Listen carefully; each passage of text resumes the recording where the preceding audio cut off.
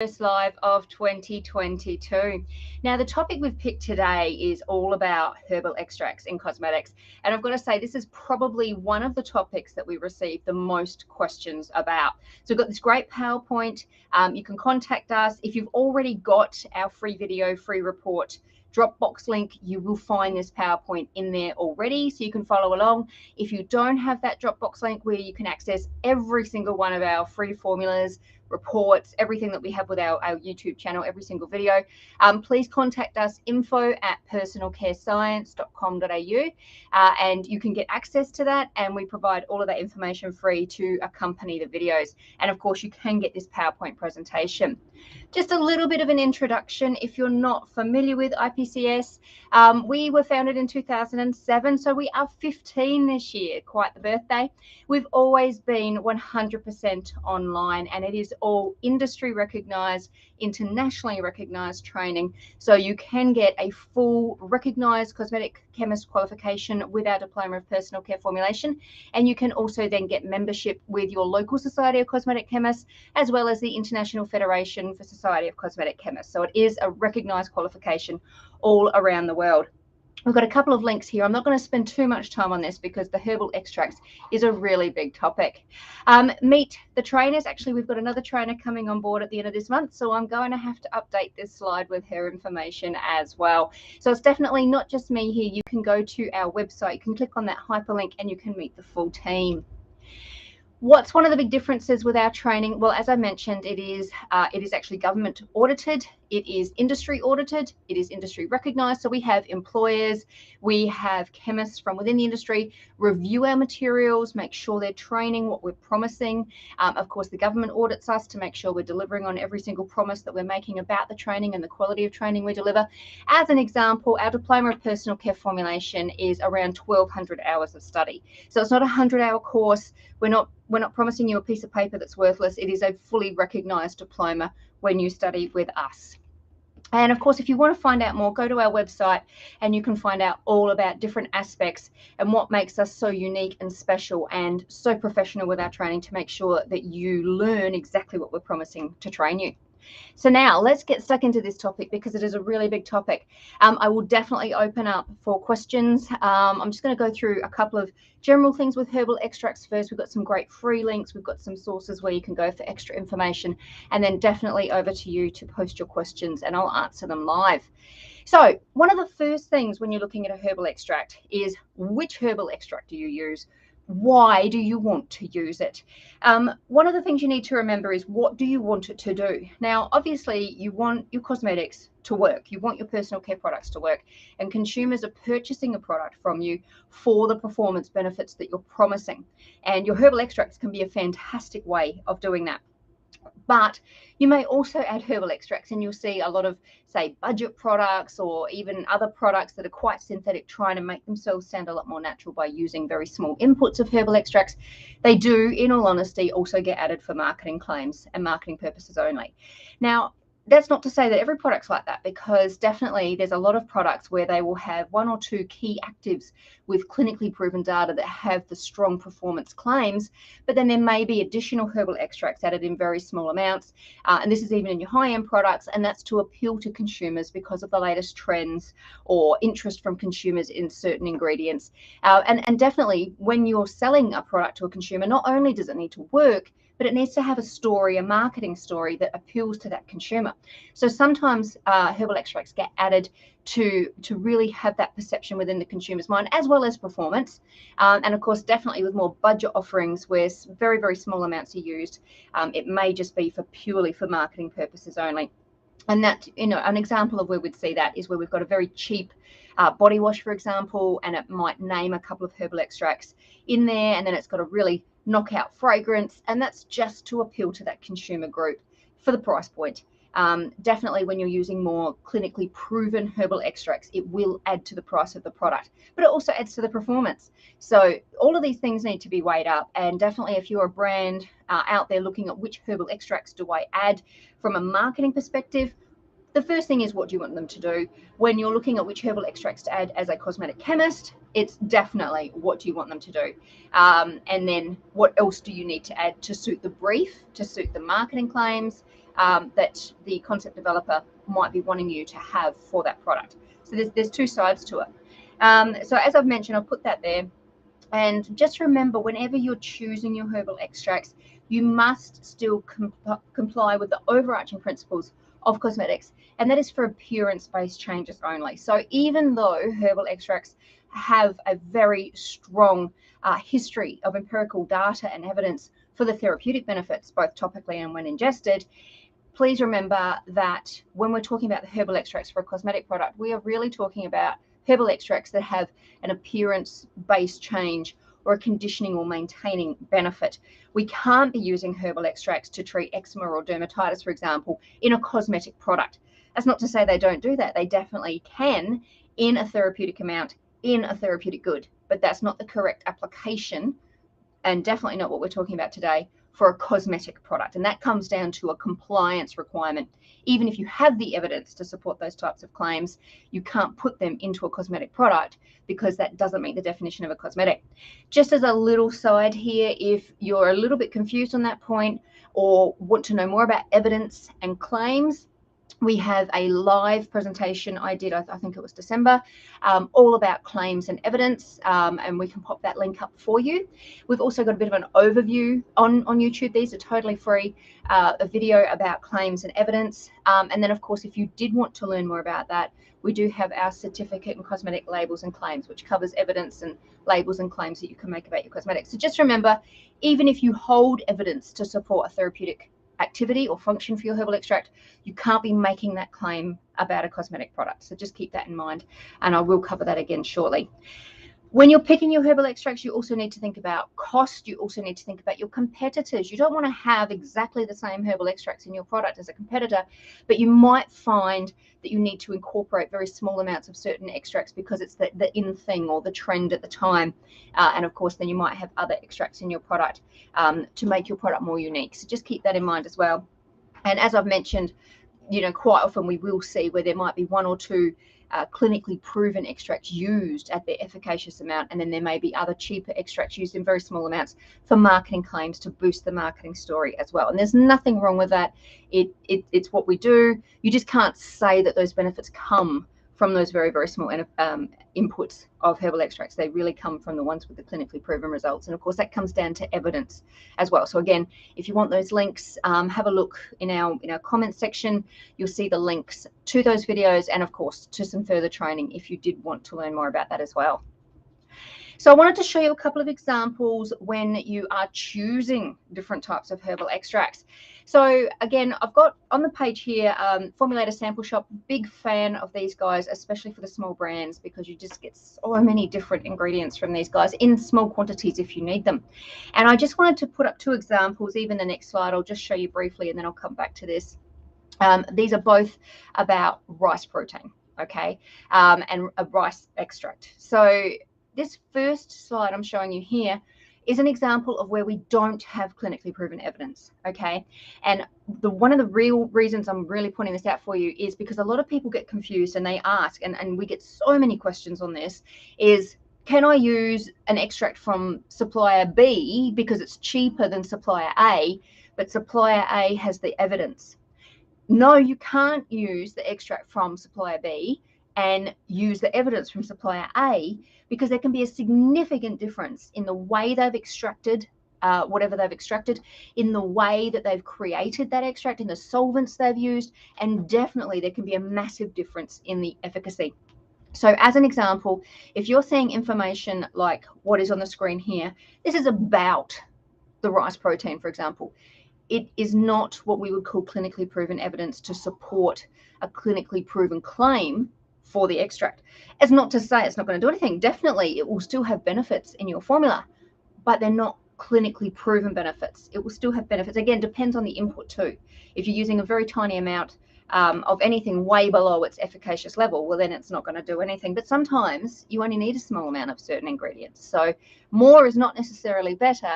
You need what is required for the individual material, which is again why I'm making a little bit of a point of showing you when you're sourcing your herbal extracts to look at the data that comes with the herbal extract. And no, you cannot use supplier B's extract but supplier A's information, because they could be as different as chalk and cheese. Here's an example here where we wanted to say some clinically proven benefits, for example. So when you start to see a graph, when you start to see, what you'll see here is there's 5% of the material used. You'll see a trade name gets used. I get a lot of questions and comments about using trade names in my formulas. This is why I use trade names in my formulas, because different extracts, different surfactants, different materials, different emulsifiers from different suppliers will give a different result. So I will use a trade name in preference to an inky name because I want to make sure that it works for you guys. And even if you used the same inky of a material, but a different material from a different supplier, you can get a very, very different result, even in terms of stability, but definitely in terms of performance. So we use trade names so that we can be very specific. And this way I'm using the extract from supplier A, and I'm using the evidence of supplier A. And even again, it's the same supplier, actually, Formulator Sample Shop. But as you can see, this is, say, extract B, this is extract A. So I can't use extract B and expect it to give me the same results as extract A. Now, that's not to say that extract B doesn't do anything, and definitely there would be a price difference too. There's also a performance difference. So it comes back to that original question, what do you want the extract to do? And you need to consider things like the price and the claims you want to make. So here is an example, like I say, of clinically proven evidence. And again, if you're not quite up to speed with evidence or you want to learn more, we've got those great links for you. So again, I'm just going to go through traditionally known versus clinically proven too. And as you can see here already, there's a couple of traditionally type claims, definitely based on empirical evidence of herbal extracts, where it's not okay. Now, again, I definitely recognize that your herbal extracts have a long history of use, a long history of efficacious use, but just remember, if it's a therapeutic claim, you can't be making it about a cosmetic, and that comes down to a cosmetic regulation. It's got nothing to do with the herbal extracts, it's got everything to do with cosmetic regulations. So again, we do teach more about that in that certificate in cosmetic labels and claims, and we do talk about that compliance factor as well. So just keep this in mind. I know it ruffles a lot of feathers, and we do get a lot of comments from people, why can't we? Please remember, I don't make the rules, I'm just teaching you on what the rules are. And one of those things is that a cosmetic is defined as, being there to, change appearance, to maintain and condition the skin, the hair, etc.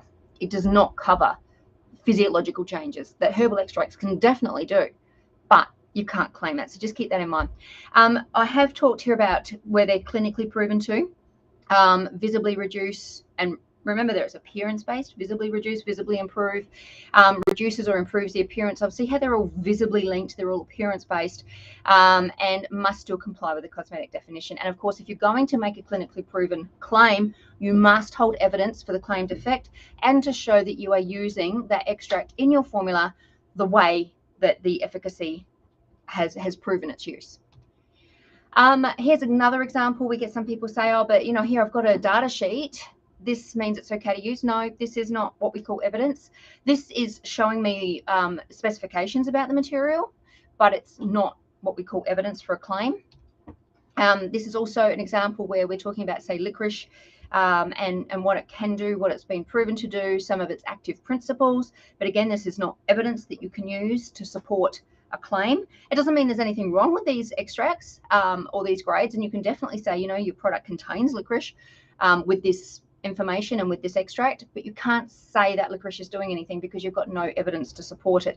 Even though this is saying what licorice can do, you've got no evidence to show that it can do that in your product.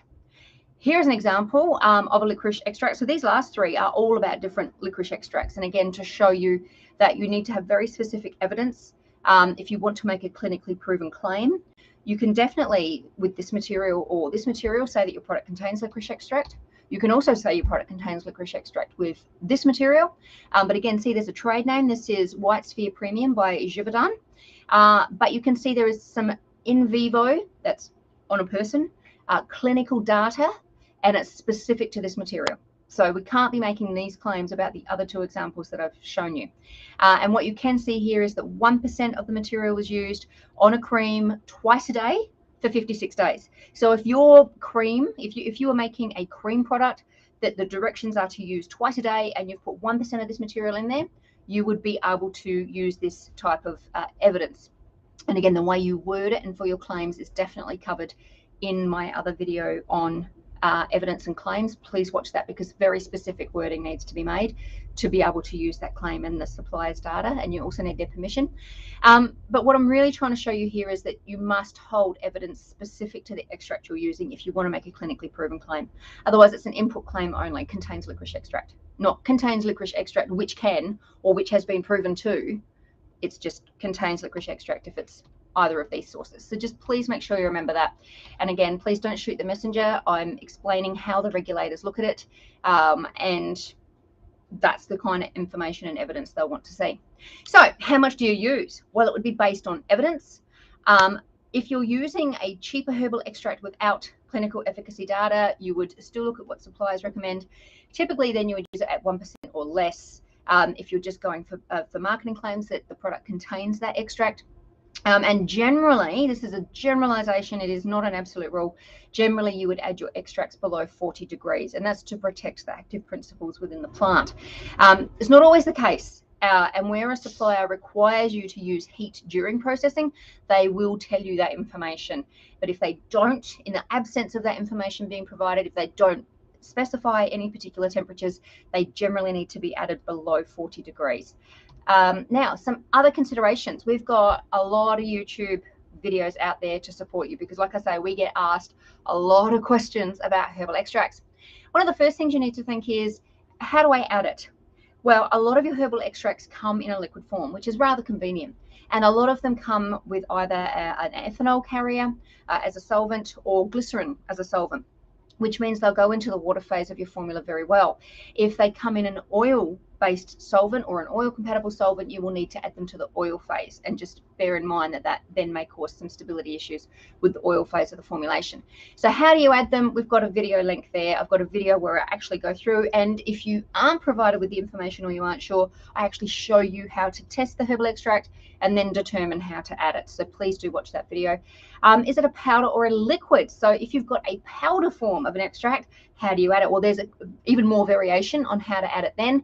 I have a video where I show you how to determine what it is going to be best solvated in, and then how it is best to be added to your formula, as well as when it might not be suitable. And the YouTube link is there. As I said, this PowerPoint presentation with all of these links is available in the Dropbox folder that comes with all of our free reports, free formulas. If you don't already have it, please email us info@personalcarescience.com.au. We'll give you that link for free, and you can find every single formula and report in that Dropbox link. And of course, you can link directly to these videos, watch the videos, and learn even more about how to add your powders or liquids, different types of liquid extracts. What you do need to consider is stability impacts. So there are some, particularly when you get extracts in a powdered form, or if you're using a more novel extract, you may find it can have a big impact on pH or stability of your formula. So you still need to check the stability of your formula. If you're using a more novel material, definitely need to pay close attention to those stability results, because different extracts can impact stability. Think about the solvents that have been used as well and how much you're using. And again, how much you're using should be based on evidence. We don't just add 1% or 5% and hope for the best. We would base it on the evidence to support how much should be added, which a lot would come from your efficacy data. Or if you, like I say, if you're using a cheaper extract for marketing claims only, you would tend to use 1% or less. Again, always check what the supplier recommends, because it depends on the form, it depends on the concentration of the extract. There's no one blanket rule. It does require a little bit of research and development and investigation. And of course, if you do want to learn how to use more professional, clinically proven materials, not just extracts, but all types of ingredients, or if you're having some stability issues with your formulas, we have our certificate in Advanced Cosmetic Science, which teaches you all about stability, building stability into your formulas, all different types of product forms, and definitely a lot about extracts and your active ingredients. And we also have our Diploma of Personal Care Formulation, and that is the one you need to get your cosmetic chemist qualification. And again, that is recognized internationally by the Society of Cosmetic Chemists around the world. We do get asked questions about solubilizing extracts in oil. Now, again, a lot of your extracts come as a water-compatible, water-soluble base, usually with glycerin or ethanol, as I've mentioned. And they won't just go into an oily serum, for example. They just won't. They'll separate out, because it's just like putting water with oil. Even if you're using 1%, even if you're using 5% of that extract, if it's a water-compatible extract, it's just like adding water to oil, and it's totally incompatible and it will separate out. So how do you add them? Well, I've got a video for you there where I show you. You'll actually need to do like a reverse solubilization process, which means you can only add very small amounts, but I do show you in that video how to properly solubilize your water soluble extracts into a completely oil serum. So definitely that's on YouTube as well. If you're not sure about the use of different herbal extracts, even at active proportions from your small suppliers in particular, we also have our Create Cosmetic Formulas program. Now, I designed this program. It's a program where you can, say, pick a product form, cream. It takes you to another screen, and then it will actually guide you on what do you need to select. I have all like hundreds of ingredients loaded into that program that you get from your small suppliers. You can pick and choose your different ingredients, including your herbal extracts and actives. And I actually have also put in there ranges of inputs that you can use so that your formulas will always work. So if you don't want to learn, if you just want to shortcut it, or even if you're out there formulating now and you're a little bit low on confidence, or you want a program that's going to make it easy for you, the Create Cosmetic Formulas program will do that for you. And of course, if you want to make your own herbal extracts, we have a YouTube video on that as well. It's actually one of our most popular videos. So there's a lot of people making extracts on their own out there. And I have that YouTube link for you. So if you do make your own, when you're using it for marketing purposes only, again, you might use 1 to 5%. The video where I show you how to make your own extracts, I do show you how to make an ethanol-based and a glycerin-based extract. So again, you would generally add them 1 to 5%. You don't hold efficacy data if you make them yourself unless you produce that efficacy data. If you wanted to find out how to conduct evaluations to determine clinically proven efficacy of your extracts, I have a free video on that as well. There's a cosmetic product evaluation video on YouTube. And again, you can click on that hyperlink. It will take you to the video and you can watch how to do different clinical evaluations for the herbal extracts you create. So definitely you can make your own extracts. Definitely you can then prove what sort of performance they have in a formula. And that video will give you an insight into how those tests are conducted. And of course, if you want to learn how to conduct your own clinical evaluations properly, we have our Diploma of Cosmetic Brand Management or Certificate in Cosmetic Regulatory Essentials. And both of these courses will teach you how to prepare clinically proven protocols and then run the protocol to prove to a clinical standard the types of claims you want to make. And that is also evidence that you can use for a regulator and show a regulator. And when you learn with us, we teach you how to produce that evidence in a format that the regulators will recognize and accept as evidence. So again, you can make your own blends of extracts even, and then put them into products, and then you hold that unique intellectual property. You can do the testing yourself, and therefore you can have unique claims that no one else can have if you were to perform those tests in that way. So again, all of these options are there depending on how they might suit your brand, starting from very small brands, purchasing from small suppliers, how to pick and choose different extracts from their small suppliers, right through to larger brands where you might want to create your own, conduct your own testing and hold your own unique efficacy data. Just one more thing before I open up for question time. If you have never formulated before, or if you're a little bit confused by misinformation out there, or you want to get formulating, where do you start? We have our free Cosmetic Formulation Fundamentals Masterclass. You can go to our website and you will find it there absolutely free. We've got 15 free lectures in there. There's over 6 hours of free training content. There's a 50+ page workbook that comes with it. You actually make 3 products in there. 2 of them are organic. And the whole purpose of this is there's so much misinformation on the internet. We want to make sure you get started right. So you can start with this Formulation Fundamentals Masterclass. Try us on if you like. See what it's like to learn with us. See the quality of our training, even at this very fundamental level. And of course, it gets you started on the right foot for when you want to do more professional training with us. So again, teaches a lot about how to read, write formulas, how to understand selections, and of course, it gets you making products straight away. So now over to questions. Got a couple of questions already here. First question, can you explain when to use cold process extract as opposed to hot process? I want to formulate a white turmeric extract, but I do not know if it should be a cold process or a hot process. Well, there's a couple of things here. So in that video, that YouTube video where I show you how to make your own extracts, there is a hot and a cold process in that video.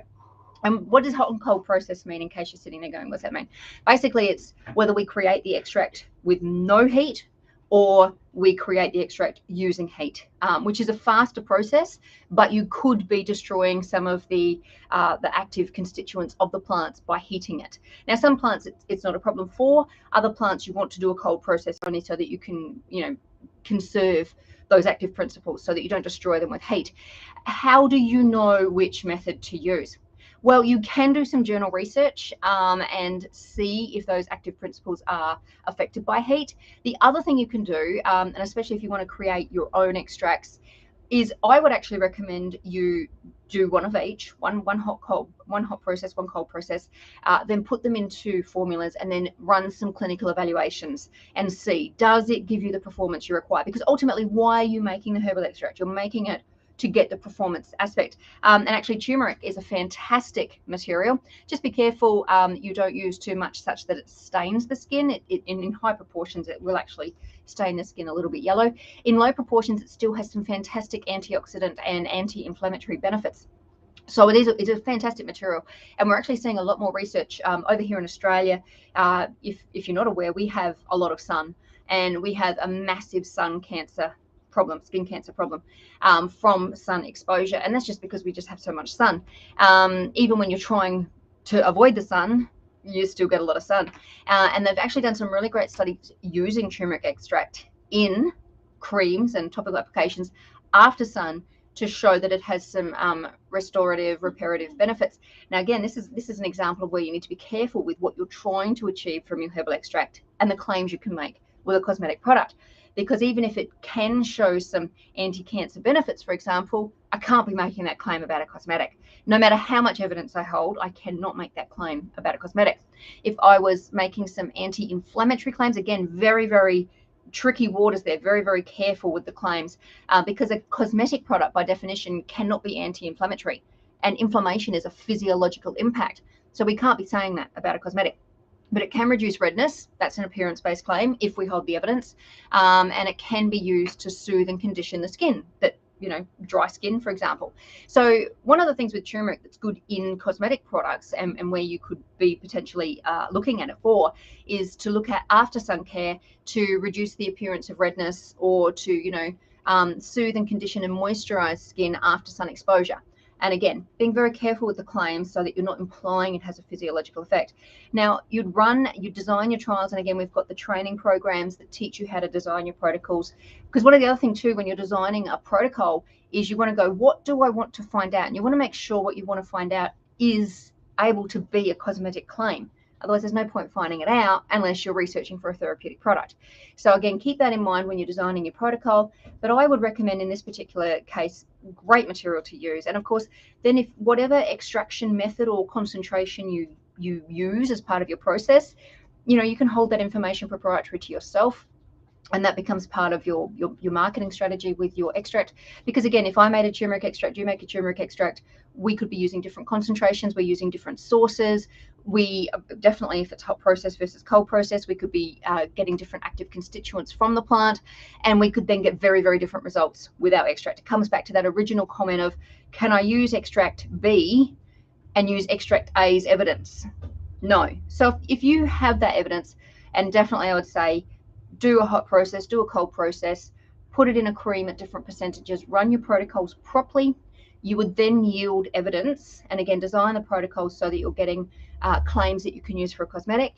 And then you could use that evidence to determine the best dose, the best processing method. And of course, you can then also use that evidence to support your claims. Just make sure they stay in the cosmetic realm. It is a great ingredient, so definitely worth investigating. Question 2, is it at all possible to use your own homegrown herbs in your own products for sale? Definitely. And I hope that what I've been explaining shows you that yes, you can, and whether you want to say that they're there in small amounts as a marketing claim only, or whether you want to have some clinically proven evidence, you need to conduct further trials. If so, how do you do it safely as it's not standardized? So with the video that I've created about how to create your own herbal extract, if you are using herbs that are already approved for use in cosmetics, the methods that I show you in that video are safe and suitable for already recognized herbs. Where you might run into a safety issue is if there was contamination in the ground. But let's let's assume that you don't have, high levels of mercury in your garden. You should be testing for that, definitely. Testing for heavy metals first off, but if they're not present, they won't be present in later batches unless you change where you're getting your materials from. But you can definitely investigate that to make sure there's not heavy metals in the ground already or exceeding limits. The methods that I show you in that video with otherwise perfectly safe, suitable, already used herbs will yield safe, suitable herbal extracts. So again, a little bit of initial testing if you're going to create your own, and then again, it depends on what you want to say or what you want to be able to claim with those extracts as to how much extra testing or protocols you might produce to then make stronger clinically proven claims.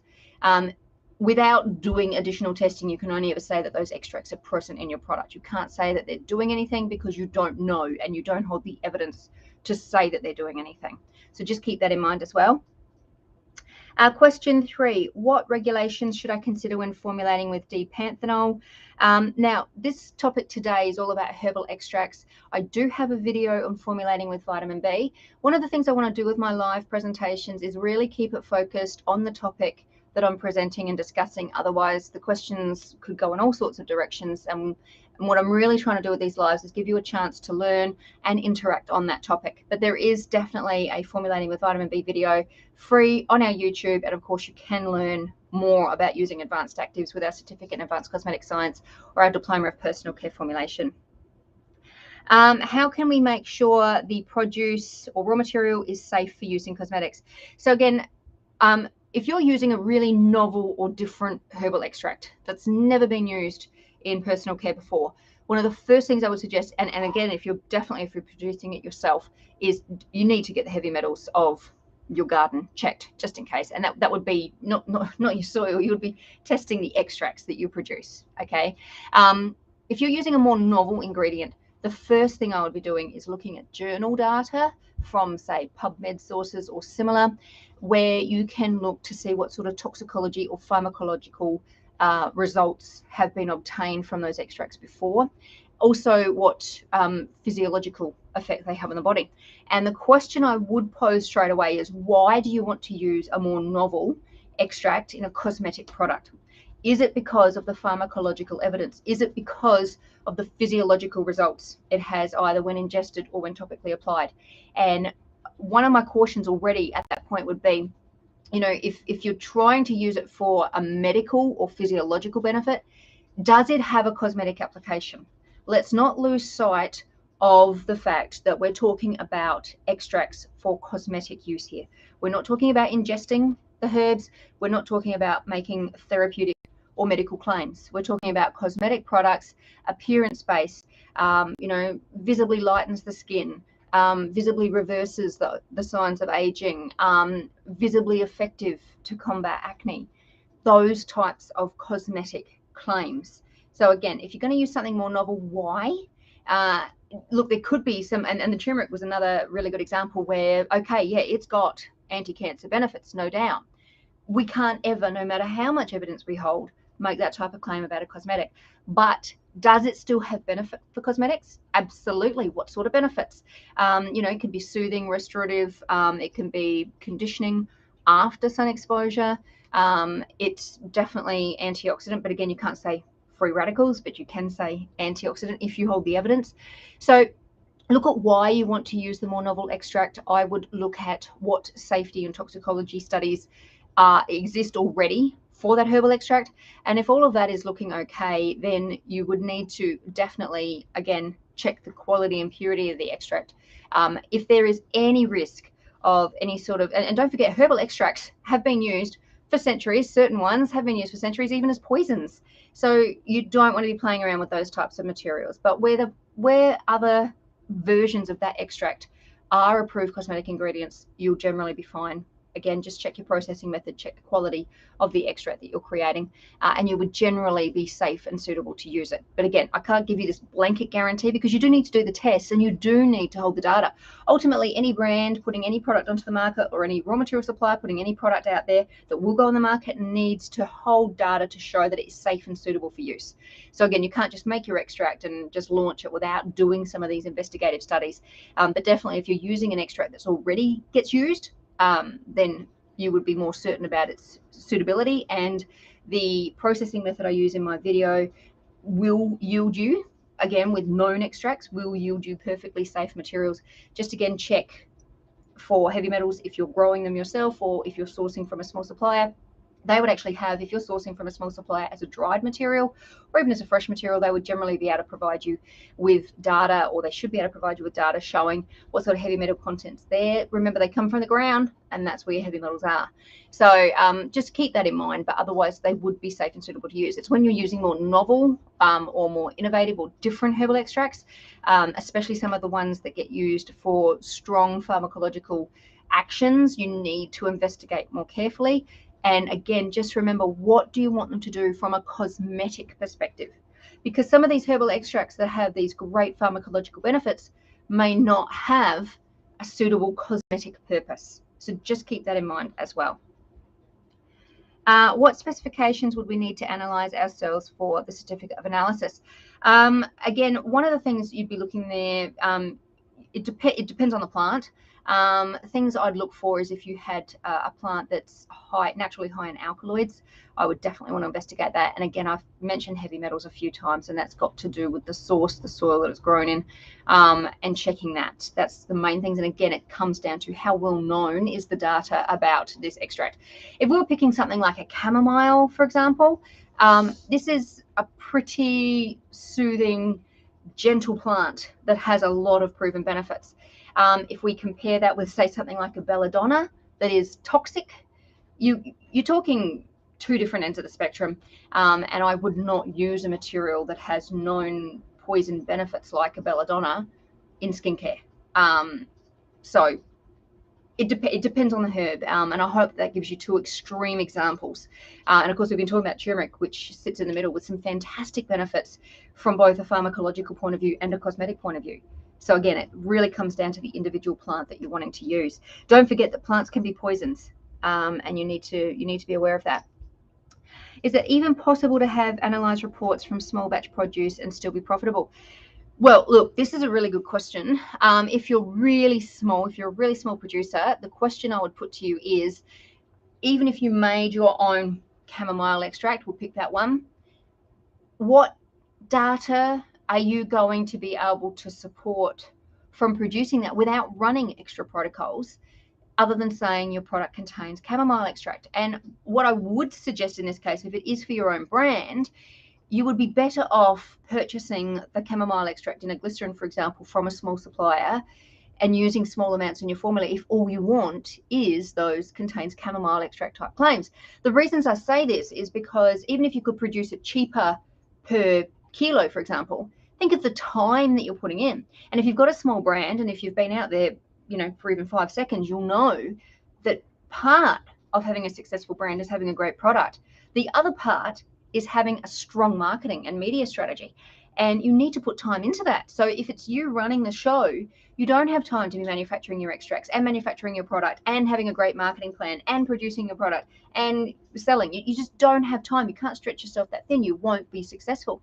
So in this case, if you're that small that the costs of efficacy testing or the costs of quality and safety testing, the time taken to produce the extracts, if that becomes cost or time prohibitive, I would suggest in that case, and if it's small quantities we're talking, you are probably better off going to someone like a formulator sample shop or a local supplier. All over the world, we actually have a raw material suppliers list on our Create Cosmetic Formulas website. We have our suppliers page. We have, I think there's 70 odd different suppliers from all over the world. There might be more. I haven't counted it lately. You can go to that suppliers page, find the suppliers in your region or near you, and there's all sorts of extracts available all over the world. So if you're talking that smaller quantity, where you don't have potentially the investment to put into producing and testing and compiling evidence for your herbal extract, then I would suggest that your time and investment would be better spent on the marketing and development of fantastic products and a fantastic marketing campaign for your consumer. So please bear that in mind. You can only stretch yourself so far. And if you're thinking about these sorts of cost analysis, I would be suggesting that you might find it more time economical to purchase already from a supplier, so that you can put more of your time and energy into developing fantastic products and a fantastic marketing strategy. Another question, does every batch need new analyzing? Okay, so you need to run certain tests to prove quality on each batch, and these can be as simple as things like if you follow the same method. So once you've done your first lot of testing and you've established that this is the parameters of your product, it's specific gravity, it's pH, and again, if you don't know how to do these tests, we do teach this in our certificate in cosmetic quality and stability, in our certificate in advanced cosmetic science, and our diploma of personal care formulation. You would have these original initial parameters that you would set. Then, and definitely that first batch, depending on the source, you would also need to get your heavy metals checked.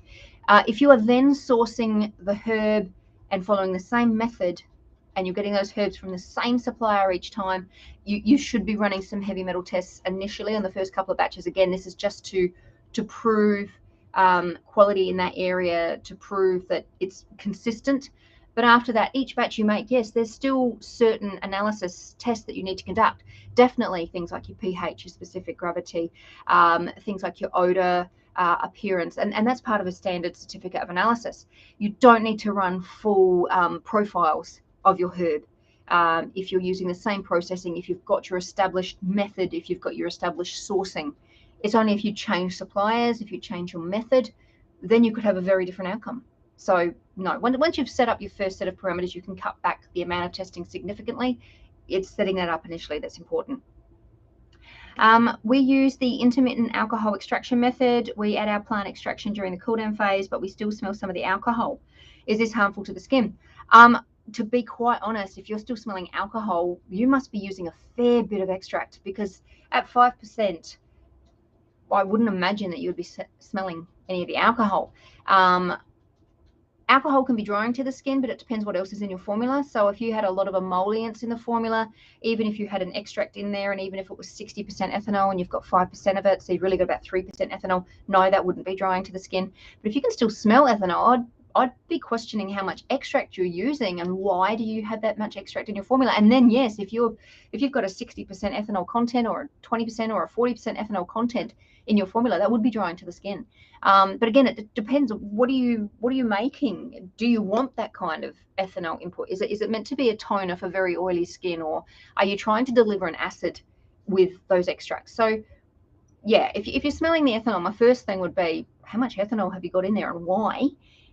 If you've only got an extract where it's 5% input and there might be 60% ethanol present, so there's really only 3% ethanol, you really wouldn't smell that in your formula. I'd say it's something else in your formula that's probably imparting that smell. So investigate those things. I wouldn't expect at a 5% input that you should still be smelling it. So I think it might be something else in your formula, or perhaps there's just far too much ethanol in the formula. Is there a way to disperse powder herbal extracts to avoid the gritty bits that you can get sometimes? Okay, please watch that video. I had the video link earlier in this presentation, and I actually addressed that in the video. If you are not able to totally solve, and when I say solve as in dissolve, your extract into a solvent before you add it into your formula, you shouldn't be adding it into your formula. But in that video, I go through several different methods you can use to dissolve your herbal extract, even in powder form. Please watch that video. Different extracts require, as a powder form, if you're adding them directly like that, require different solvents. And in that video, I show you how to test it and determine how to sufficiently dissolve your extracts to put them into a formula. If you're getting grit in your solvent, don't add it to your formula. It's not going to go away magically just because you've added it to your formula. You need to figure that out before you add your extract to your formula, and that video shows you a range of different solvents and how to figure out which solvent's the best one for your different herbal extract types. Are we allowed to list the properties of the plant extraction, anti-inflammatory, antibacterial, etc., without stating that will help in those ways? No. The general answer there is no. Slight antibacterial can be said in some countries if you hold the evidence. Antibacterial is not a claim that can be made around the world for a cosmetic product. Some countries will allow it, some countries will not. Anti-inflammatory is a definite no. It's a big fat no. You can't even link from your website to another website that talks about the medicinal properties of a plant, because that is considered advertising, because you're linking to a website that talks about those benefits. Please watch my other live presentation on claims and evidence. I've also got a free video on claims and evidence that summarizes it on YouTube. And of course, we have our certificate in cosmetic labels and claims, which I go into that a lot more. It's really important that you don't think, oh, this is a clever way of getting around the regulations, because it's not, you know, and these types of claims do get picked up on by competitors, by regulators. When you're really, really small, you get away with a lot of things. You can run a red light and not get caught. As you grow your brand, if you're running that red light, your chances of getting caught become more and more from consumers, from competitors. So no, you can't say anti-inflammatory. Antibacterial depends on the country you're in, depends on the context you're making it, and depends on the evidence you hold. Anti-inflammatory is always a no-no. You can't talk about the herb having that benefit anywhere that might be somehow linked to your promotion of your product, whether it leads to a sale or not, and that's the rules. Can I replace the water content in my body cream formula by carrot or papaya juice? Okay, so I have a video on juices and superfoods on YouTube. Again, you can go to my YouTube channel. I think we've got, I haven't counted lately, but I think there's something like 300 or more videos. You can go to the search bar on our YouTube channel and you could type in something like juice, and there is a video on it. I've done a video on it. A couple of things you need to be careful of here is juices in general tend to be quite acidic. Not all of them. Definitely your fruit juices tend to be quite acidic, so they could have a big stability impact on your formula. The other thing is juices tend to be, especially fruit juices, tend to be quite sticky. So you don't really want it to make up the majority of your formula. The other thing is juices, because of the nutrients and because of what they are fantastic at growing microorganisms. So you might find that even with a fantastic preservative, and depending on the source of your juice and how that juice is produced, you may have a major microbial problem and preservative challenge on your hands. So generally, no, I wouldn't replace all of the water in a formula with the juice, because there's a lot of potential problems. But if you really, really wanted them to overcome those issues and have the juice as the majority of your formula, they're the types of things you need to consider and investigate. Is it impossible? No. Is it suitable? Probably not. It would require more R&D. So in general, I'm going to say if you're not prepared to do extra R&D and investigate and solve some of these issues, then no, don't replace your water with juices. If you are prepared, you might find that you can put in 5 to 10% without it having a bad impact on your formula. You might even find at 1%, it pulls the pH of your formula down. I can't answer that specifically without preparing samples, but that's the fun of creating products, is getting in the lab. And even if it's a failure, it's still an investigation, and I always find that fun anyway. But that's how you would approach it. So I really hope that helps you in designing or deciding how you might use your juices in your formula. Just remember, they do dramatically increase the risk of microbial contamination because they're a fantastic food source, and they also dramatically impact the stability of formulas in general. So if you're prepared to overcome those things and prepare samples, then definitely worth investigating. But I really don't think you'd be able to replace the whole water content, just from several formulation and stability issues. How many herbal extracts are enough in a formula? Not over or less to be effective. You could have one really good herbal extract in your formula that does exactly what you need it to do and fits your price point and your target market needs, and that's enough. Marketing wise, I would suggest one is not enough. You could have one that's really doing the job, and then you could have another couple of very small inputs so that you have that marketing or competitive advantage with your competitors. Consider your competitors.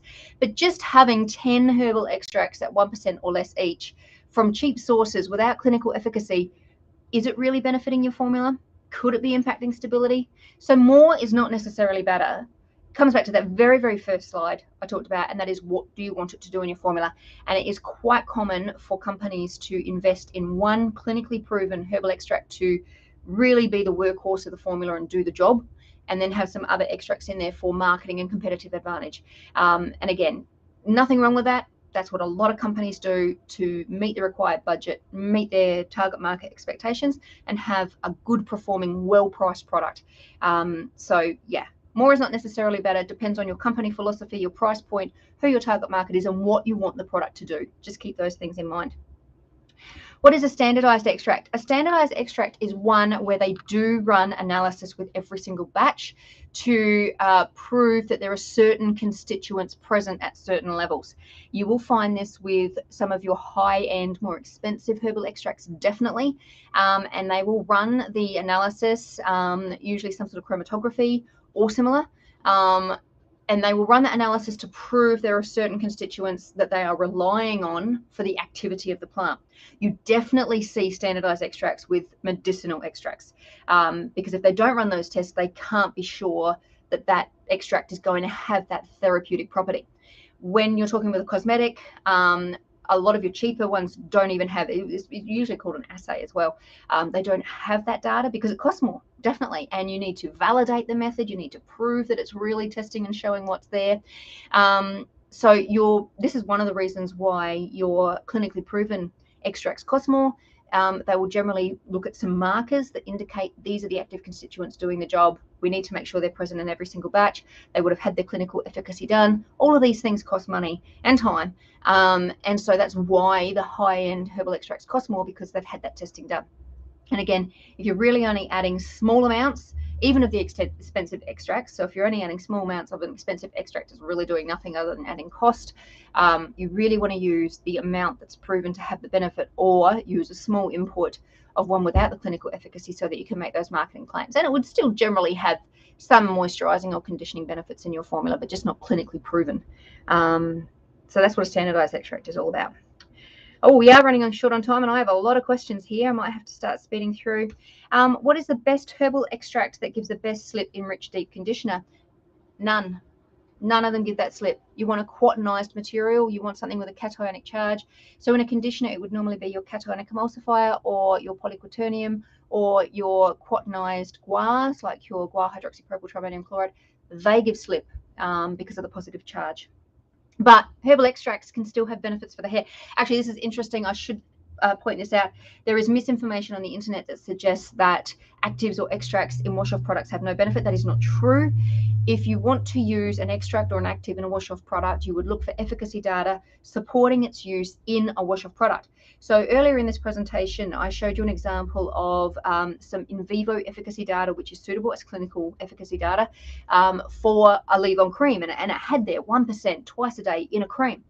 You can't use that data to support the use of that extract in a wash-off product because it wasn't used that way. But if you have data that shows, and again, we'll just pick 1% for the sake of it, but if you have data that shows 1% of your herbal extract provided a result when used in a shampoo or a body wash, and it had that effect, then it works in a wash-off product. I have a free video on proteins, peptides, and collagen, where I actually show you the type of efficacy data and substantivity data you should look for to prove efficacy in a wash-off product. So it's not true to say that actives and extracts won't work in a wash-off product. That is absolutely not true. What is correct is not all will work in a wash-off product. You need to select them very specifically to suit a wash-off product. Otherwise, you've got no data to support that it will work in a wash-off product. And if all you hold is evidence for use in a twice-a-day leave-on cream, and you're trying to use it in a shampoo, well, chances are it's doing nothing in your shampoo. So again, look at the evidence. That will support whether you use it that way or not. And I do have that, as I've mentioned, I have the protein, peptide, collagen video on YouTube, absolutely free. And I show you evidence to support the fact that actives and extracts in a wash-off product can be very beneficial, but you have to pick and choose them wisely, and you have to look for that evidence. Can I use a botanical powder at the place of Alma extract? I don't. Are you talking about, say, I'm not quite understanding what you're asking. Are you talking about how would I use the powder instead of a liquid extract? If that's the case, I've got those videos. Earlier in this slide, I gave you the YouTube video links showing you how to add a powder to a formula. You need to put it in the right solvent and then add it into the formula. How much do you use? Again, look for data to support how much you use. Also look at the dilution rate that you're using when you put it into the solvent.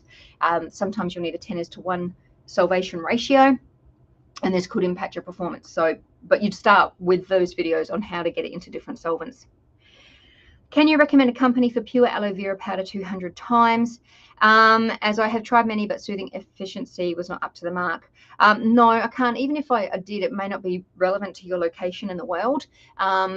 Definitely, if you're looking for a high quality aloe vera, I would suggest you go to a larger supplier. If you're not able to purchase in large enough quantities, remember we have our Cosmetic Raw Materials for Small Brands Facebook group. We designed this Facebook group for small brands where they want to purchase from larger suppliers but maybe don't need the full pack. So you can go into this group and you can post this question in that group. and you'd probably get a lot of people answering you or suggesting where they might get their aloe vera from that they're happy with. So please go to Facebook, Cosmetic Raw Materials for Small Brands group, and put that post in there. You can also then, if you needed to buy, say, a 10-kilo pack, for example, but you only want 5 kilos, you could also post your location and that you have 5 kilos to sell, and that way you can get in touch with someone that can split the cost of the pack with you. So it's a way to get some larger quantity materials in smaller quantities. Will you use mushroom extract like other herb extract? Again, it depends. Mushrooms are a very interesting one. There are some great high-end actives that are mushroom extracts that have some great efficacy data and safety data. Mushrooms is definitely one I would suggest you be careful with. There are some mushrooms out there that are very, very toxic that I would not want to put anywhere near an extract or on the skin. And there are some mushrooms that are perfectly fine to do it and have benefits. So mushrooms, unless you're going to do a lot of toxicology studies and research into that, I would suggest you look at places like the Formulator Sample Shop or similar, or the suppliers page from the Create Cosmetic Formulas program, that suppliers page, suppliers near you. Look for a supplier that already has it, because mushrooms is definitely one I would say is potential to be toxic and deadly. So be very, very careful. What do you think about using sea moss gel? There's heaps of fantastic extracts and actives from the ocean. I don't know sea moss gel in particular. If you're talking about buying, this is actually a very good point even for the aloe vera question. I would not recommend you buy or use aloe vera gel already prepared, or something like a sea moss gel or anything as a gel. I would not recommend that you purchase a gel and then use that like an extract in your formula. The reason for that is if they've created a gel from it, they've already used some sorts of gums or polymers, preservatives, other solvents to make the gel. So you're not just getting your extract, you're getting an extract with all of these other materials, which may or may not be suitable in your formula, and in any case may cause stability issues or may not comply with your company philosophy. So I would say in this case, you're better off searching for the extract, not the gel form. And do you qualify cannabis extract as a herbal extract? Yes, that is an extract. Now, cannabis is a very touchy topic, and it's treated differently around the world. I do have a video. Please do search our YouTube channel, search bar at the top, type in your topic.